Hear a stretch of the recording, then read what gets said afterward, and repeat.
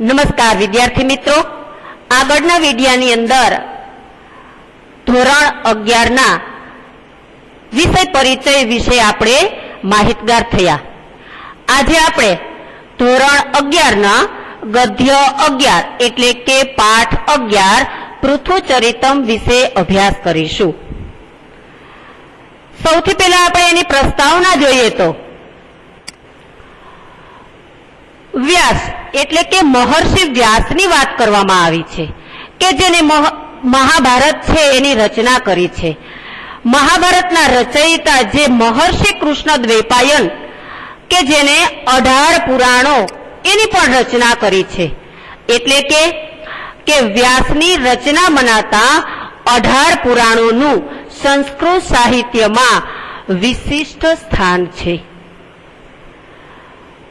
પુરાણોનું વિષયગત લક્ષણ આપતા આપણે એમ પણ કહી શકીએ છીએ, એમ પણ કહી શકાયું છે કે પુરાણમ પંચ લક્ષણમ, અર્થાત પુરાણના 5 લક્ષણ છે। જેમ કે સર્ગ, પેલું કયું છે? સર્ગ।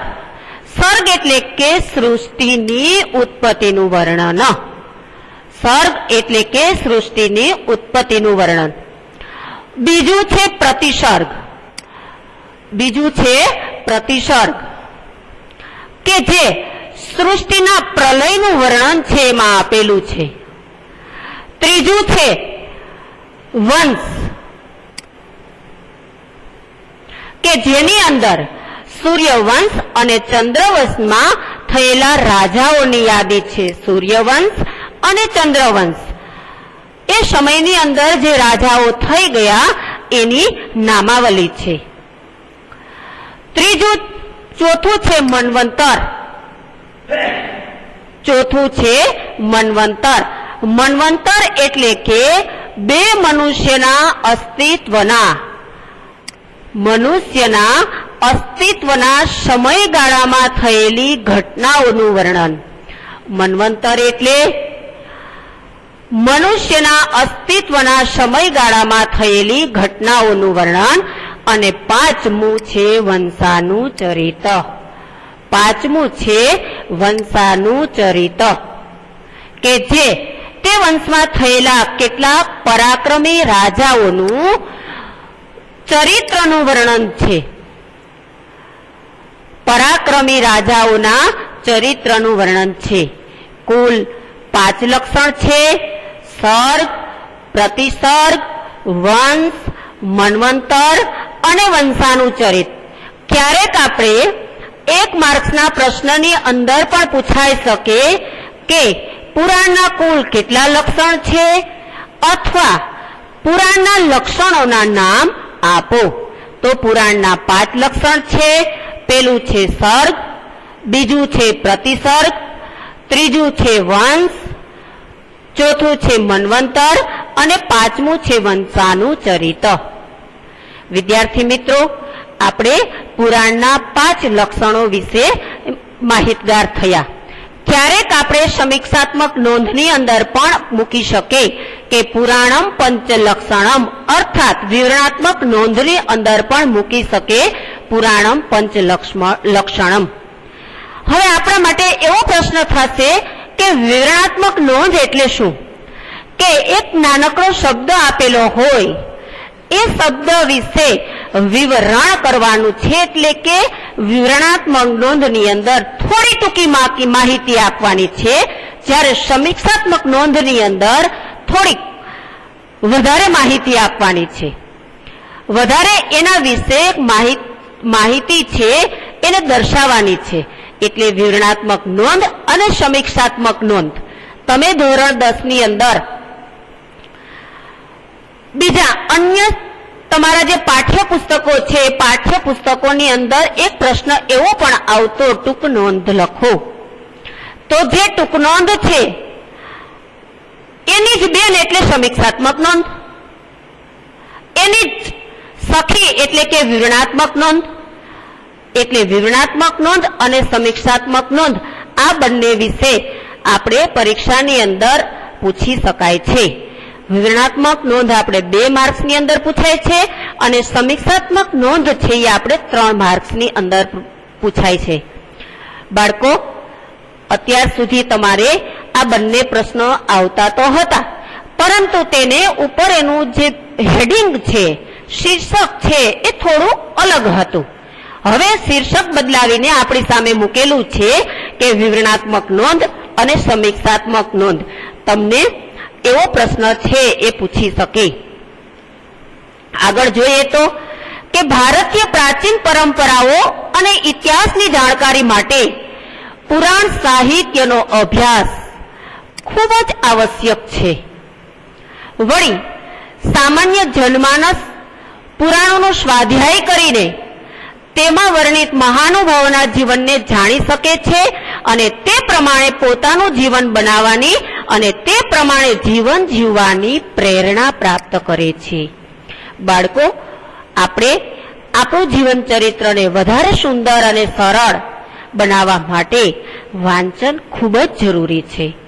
વાંચન કરવાથી આપણે એ વાંચન કરતા કરતા એનું અન્ય મહાન પુરુષોના જીવનો છે એને જાણી શકીએ છીએ અને આપણા જીવનની અંદર પ્રેરણા છે એ મેળવી શકીએ છીએ. 18 પુરાણોમાંનું એક પુરાણ મત્સ્ય પુરાણ.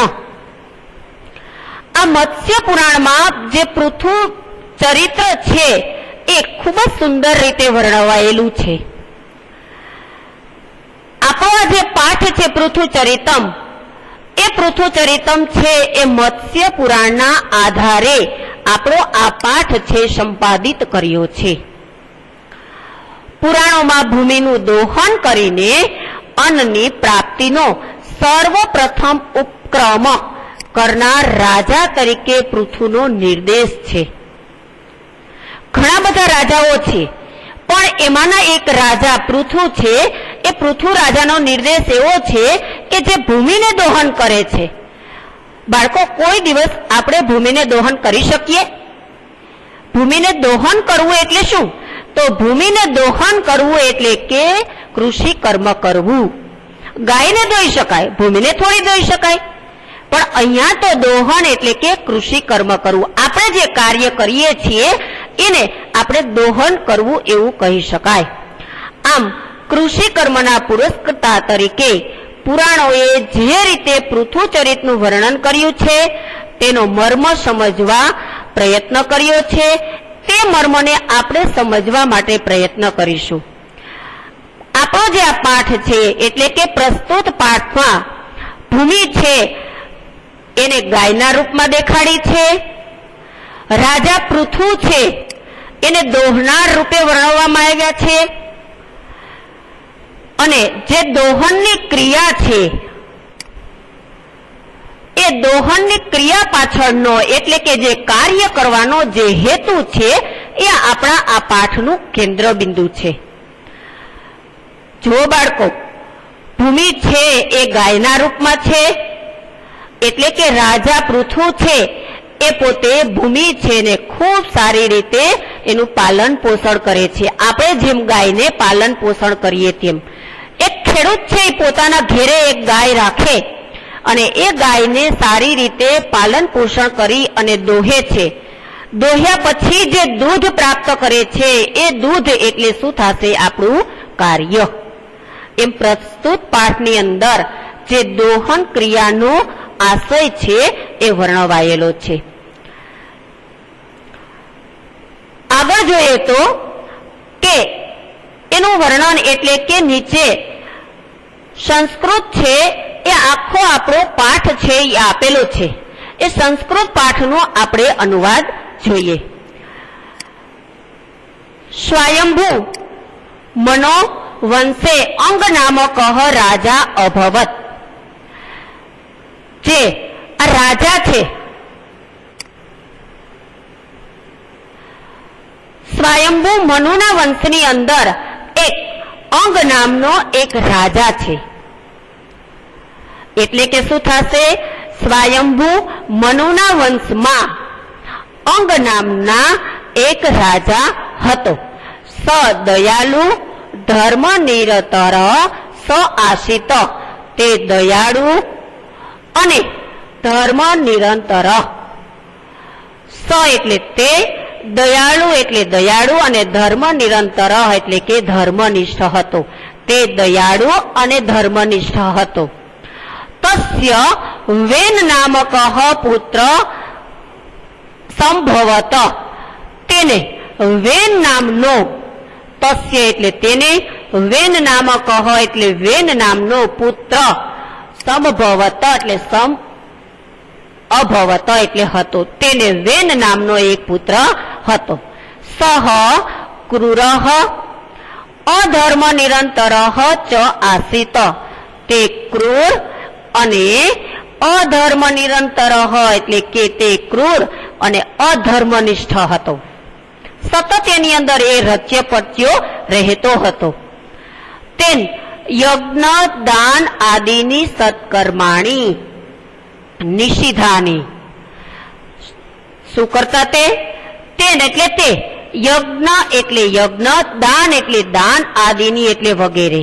તે યજ્ઞ દાન વગેરે કર્મોનો એ નિષેધ કરતો હતો. દુર્જનાહ સત્કારીહા સજના ચ દુષ્કારિતાહા. તે દુર્જનો છે એને સત્કારતો અને જે સજનો છે એને તે દુષ્કારતો એટલે કે એને અવગણના કરતો હતો. ફલતઃ ચોર આદિનામ પ્રવૃત્તિ સર્વત્ર પ્રવર્તિતા. ફલતઃ પરિણામે ચોર આદિનામ પ્રવૃત્તિ એટલે ચોર વગેરે પ્રવૃત્તિ છે, સર્વત્ર એટલે ચારે બાજુ, પ્રવર્તિતા એટલે ફેલાય. પરિણામે ચોર વગેરે પ્રવૃત્તિઓ છે ચારે બાજુ ફેલાઈ ગઈ. સજનાનામ ધનમ ધાન્યમ ચ દુર્જને પરિહુત્યમ. પરિણામે સજનો છે એના ધન ધાન્ય છે એને શું કર્યું? દુર્જનો છે પરિહુત્યમ એટલે દુર્જનો એને હરી લીધું, એને ચોરી લીધું.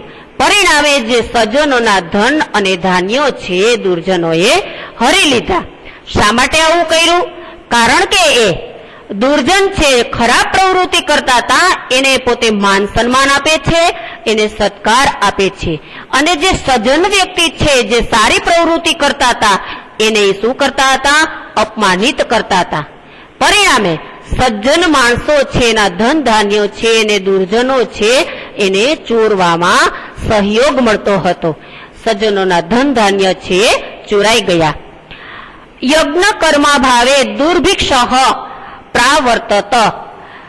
પરિણામે યજ્ઞ કર્મા ભાવે, યજ્ઞ અને કર્મના અભાવે, દુર્ભિક્ષ દુષ્કાળ, દુર્ભિક્ષ દુષ્કાળ પ્રાવર્તત એટલે કે આવી ગયો.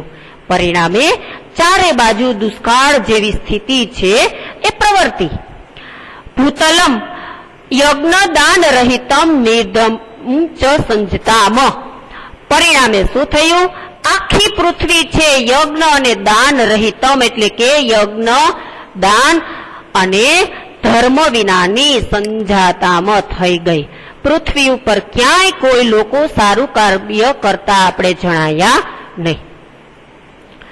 અશ્યામ દુરવસ્થાયામ પ્રજા રક્ષણાર્થમ ઋષયઃ પ્રવૃત્તા. આ દુરાવસ્થાયામ, આ સ્થિતિ જોઈને, આ ખરાબ સ્થિતિ જોઈને પ્રજાના રક્ષણાર્થમ ઋષિઓ છે પ્રવૃત્ત થયા. તહી વેનો દંડિત મારિતશ્ચ. વેનો તહી એટલે કોણે? ઋષિઓએ વેનને દંડિત કર્યો અને એને મારી નાખ્યો. તદ અંતરમ ઋષયઃ તસ્ય પૃથુ નામકમ પુત્ર રાજ્ય શાસને પ્રસ્થાપિતવંતઃ. તદંતરમ ત્યાર પછી ઋષિઓએ તેમના પૃથુ નામકના પુત્રને, કોના પુત્રને? વેનના. કોના પુત્રને? વેનના. વેનને પેલા એ દંડિત કરે છે, મારી નાખે છે અને એનો જે દીકરો છે પૃથુ એને રાજ્ય શાસન પ્રસ્થાપિતવંતઃ એટલે કે રાજ્ય શાસન ઉપર એને બેસાડે છે. પૃથુ દયાલુ ધાર્મિક ચ આશિત. પૃથુ કેવા હતા? એ દયાળુ હતા અને ધાર્મિક હતા. 1 માર્ક્સના પ્રશ્નની અંદર વારંવાર આ પૂછાય છે કે પૃથુ છે એ કેવા હતા. ક્યારેક તમને ગુજરાતી પ્રશ્નમાં પૂછાઈ શકે અને સંસ્કૃત પ્રશ્નમાં પણ પૂછાઈ શકે. વેનસ્ય શાસને પીડિતાઃ પ્રજા અભિષિક્તમ તમ ધાર્મિક પૃથુમ ઉપસ્થ્યુ. વેનના શાસનમાં જે પીડિત પ્રજા એટલે કે દુઃખી પ્રજા છે, અભિષિક્તમ એટલે કે જે રાજ્ય શાસન ઉપર અભિષેક કરે તે, ધાર્મિકમ પૃથુમ ઉપસ્થિતુ ધાર્મિક પૃથુ પાસે ઉપસ્થુ એટલે કે એની પાસે આવ્યા.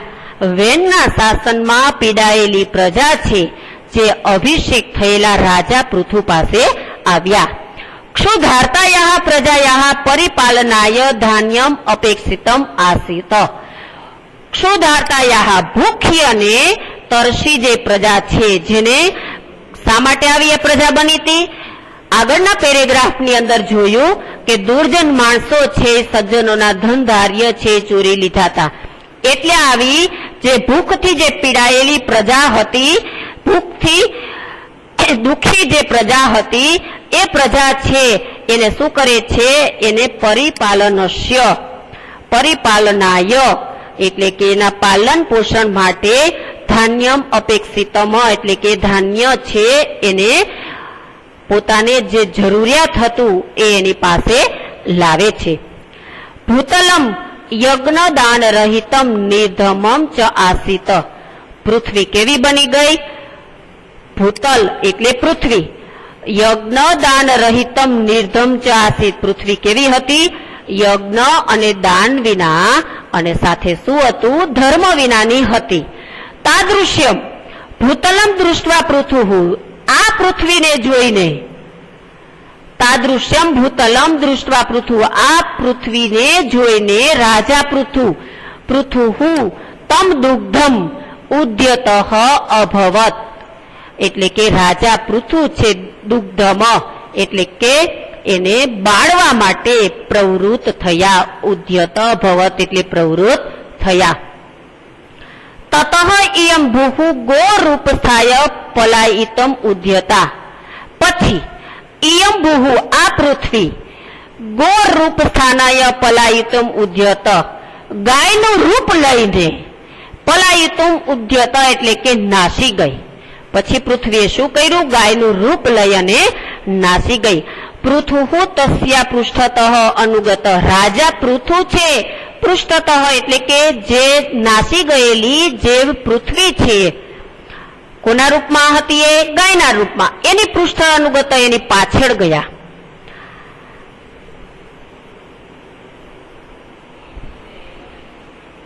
અંતે એક દેશે સ્થિત્વા કિમ કરોમિ ઇતિ ભૂમિ અબ્રવીત. અંતે એક જગ્યાએ સ્થિર થઈને કિમ કરોમિ ઇતિ હું શું કરું એમ ભૂમિ છે, ભૂમિ અબ્રવીત પૃથુ એટલે રાજા પૃથ્વીને કહે છે. રાજા પૃથુ છે એને કોણ કહે છે? ભૂમિ. કે હું શું કરું? પૃથુઃ અપિ સ્થાવરસ્ય ચરસ્ય ચ ઈપ્સિતમ દેહી ઇતિ તામ બ્રવીત. પૃથુએ પણ સ્થાવરસ્ય ચરસ્ય જે વૃક્ષો છે એ સ્થાવરસ્ય અને ચરસ્ય, જે ચરસ્ય એટલે ફરતા મનુષ્ય, પૃથુએ પણ જે વૃક્ષો અને ફરતા મનુષ્યને ઈપ્સિતમ જેની ઈચ્છા હોય, ઇતિ એ પ્રમાણે તામ બ્રવીત એ પ્રમાણે તમે કરો. ભૂહુ તથાસ્તુ ઇત્ય ઉક્ત્વા તત્રેવ સ્થિતા. ભૂહુ એટલે પૃથ્વી. પૃથ્વીએ પણ ઇત્ય યુક્ત્વા એમ કહીને શું કહ્યું? પૃથ્વીએ તથાસ્તુ તેમ થાઓ. પૃથ્વીએ પણ તેમ થાઓ એમ કહીને ત્યાં સ્થિર થઈ ગઈ. તામ ગોરૂપામ સ્થિતામ ભૂમિમ પૃથ્વીમ દુદોહ. ત્યાં જે સ્થિર થયેલું હતી, કોણ સ્થિર થયેલું હતી? જે ગોરૂપામ એટલે કે જે પૃથ્વી છે ગાયના રૂપની અંદર હતી એને રાજા પૃથુએ દુદોહ એટલે કે પૃથુએ એને દોહી. અસ્મિન દોહન કર્માણી અન્નરૂપમ પ્રભુતમ દુગ્ધમ પ્રાપ્તમ. આ જે દોહન કર્મણી છે આપણે શીખી ગયા કે આપણે જે પૃથ્વી છે એને દોહી શકાય નહીં, પૃથ્વી ઉપર આપણે શું કરી શકીએ? ખેતી. એટલે કે આ જે દોહન કર્મ કરવાથી, એટલે કે ખેતી કરવાથી, કૃષિ કર્મ કરવાથી અન્નરૂપમ પ્રભુતમ દુગ્ધમ પ્રાપ્ત, અન્નના રૂપમાં આપણે શું પ્રાપ્ત થયું? દૂધ. તેમ અનેન પૃથુના પ્રજાહા સંરક્ષિતા અનુરંજિતા ચ, અને આ પૃથ્વીએ ને રાજા પૃથુએ, અને શું કર્યું છે? તેને રાજા પૃથ્વીએ અન્નના રૂપની અંદર પ્રજાનું સંરક્ષિતા એટલે એનું રક્ષણ, અને અનુરંજિતા એટલે કે મનોરંજન કર્યું. વિદ્યાર્થી મિત્રો, અહીંયા આપણે 11 જે આપણું ગદ્ય 11 છે પૃથુચરિતમ, એનો ભાગ 1 છે એ આપણે અહીંયા પૂર્ણ કરીએ છીએ. હવે પછીના વિડિયાની અંદર આપણે ભાગ 2 જોઈશું. અસ્તુ.